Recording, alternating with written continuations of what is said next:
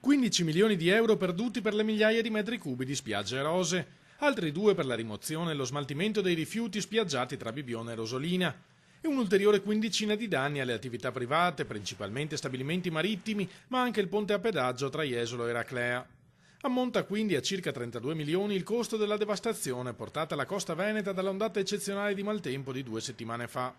La stima, ancora parziale, è stata elaborata dai tecnici della regione, che ieri hanno accompagnato il vicegovernatore Gianluca Forcolina all'incontro con i sindaci del litorale.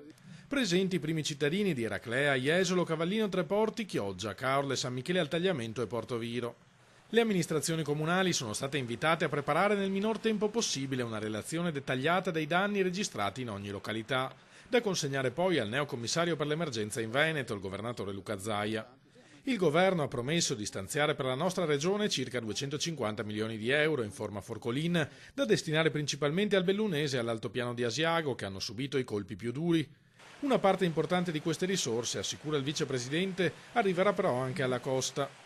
Alla gara di solidarietà, che ha già portato i veneti a donare oltre 1 milione per il sostegno alle popolazioni colpite, si è aggiunto frattanto anche il Consiglio regionale. Il Consiglio regionale ieri ha deciso di dare la possibilità ai propri dipendenti di poter dedicare un'ora del proprio lavoro al sostegno delle popolazioni colpite dalle calamità naturali e contestualmente mettere a disposizione le nostre strutture tecniche e amministrative ai comuni che dovessero averne bisogno per espletare le loro pratiche amministrative, perché evidentemente ci sarà un carico di lavoro straordinario per piccoli comuni.